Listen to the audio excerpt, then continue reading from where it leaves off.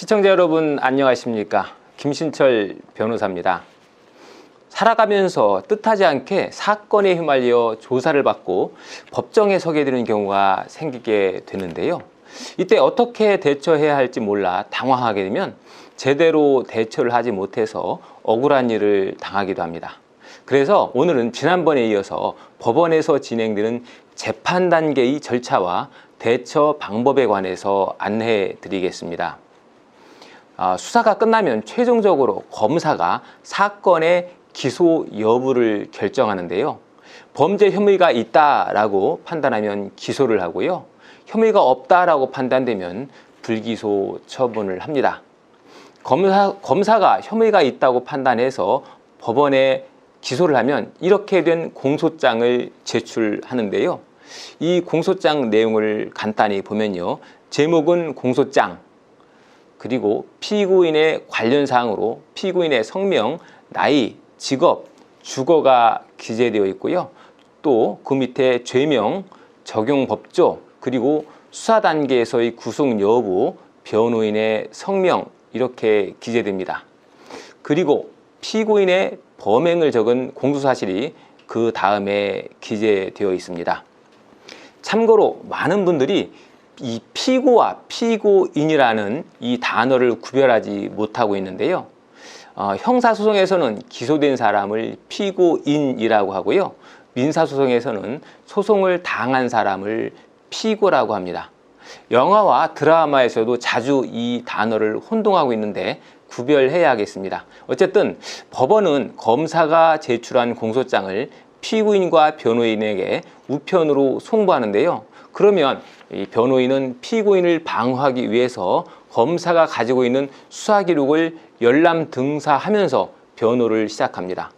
원래 이 수사 기록은 수사 밀행주의 원칙상 수사 중에는 열람 등사를 해주지 않지만 공소가 제기되는 순간 피고인은 수사의 객체에서 재판의 당사자가 되고 그래서 수사 기록 일체를 열람 등사할 수 있는 권리가 생기게 됩니다.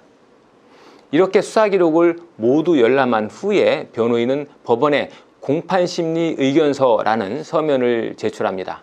그러면 법원은 제1회 공판기를 잡아서 검사와 피고인에게 기일을 통지해서 피고인과 변호인은 제1회 공판기일에 출석하게 되면서 본격적으로 법정 공방이 시작됩니다.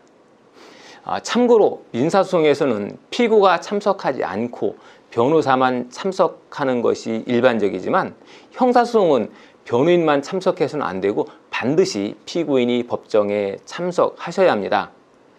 자, 법정 구조는 이렇게 생겼는데요. 한번 화면을 보시겠습니다. 왼쪽 도면이 10년 전 법정 모습이고요. 오른쪽 도면이 현재 법정 모습인데요. 옛날에는 피고인이 이렇게 재판부의 정면에 그리고 검사와 피고인 사이에 앉아 있었는데요. 이렇게 되면 피고인이 굉장히 불안하겠죠. 그래서 10년 전에 이 자리 배치를 바꿔서 피고인의 자리가 현재는 보호자인 변호인의 옆자리로 옮기게 되었습니다. 검사와 피고인, 변호인이 이렇게 법정에 참석하게 되면 법원은 공판 기일의 절차를 진행하는데요. 맨 먼저 진행되는 것이 피고인 인정신문입니다. 법원이 피고인의 성명, 주소, 직업 등을 물어서 피고인의 신분을 확인하는 절차죠.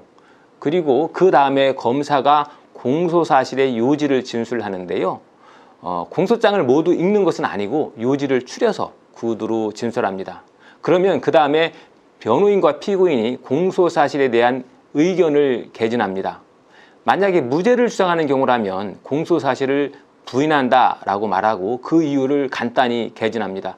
예를 들면 사기죄로 공소가 제기되었다면 나는 돈을 받은 사실은 있지만 피해자를 기망해서 재물을 편취한 사실은 없다 라고 말을 하는 거죠. 자, 이렇게 인정신문과 공소사실 요지 진술이 끝나면 그 다음에 증거조사 절차로 들어가는데요. 피고인이 공소사실을 자백하는 경우에는 간이공판 절차에 회부돼서 간이하게 증거조사를 하고요. 피고인이 공소사실을 다투는 경우에는 정식으로 증거조사를 합니다. 증거조사 방법은 검사가 수사기록을 증거로 제시하고요. 이에 대해서 피고인과 변호인이 제시된 증거에 대해서 동의 또는 부동의로 의견을 밝힙니다.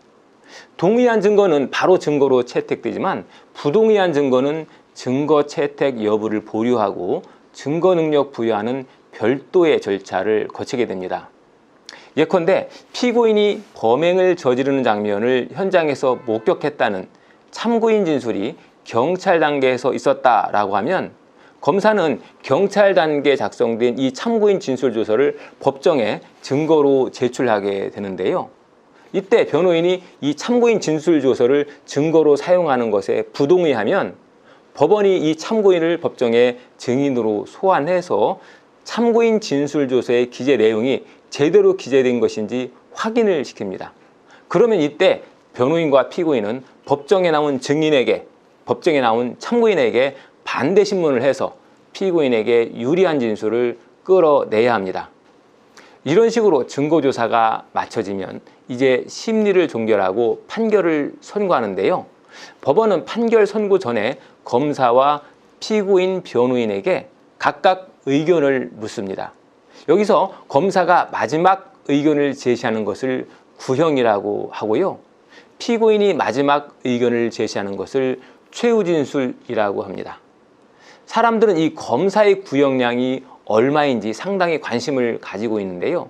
사실 이 검사의 구형은 검사의 의견에 불과해서 법원을 기속하는 힘은 없습니다. 그래서 검사의 구형량보다 더 많은 형량을 선고하거나 더 적은 형량을 선고할 수도 있습니다. 어쨌든 피고인의 이런 최후 진술까지 끝나면 법원은 심리를 종결하고 선고 기일을 잡아 판결을 선고합니다. 오늘은 형사 절차 중 검사의 기소부터 법원의 판결 선고까지 재판 절차에 관해서 알아봤습니다. 김신철 변호사였습니다. 감사합니다.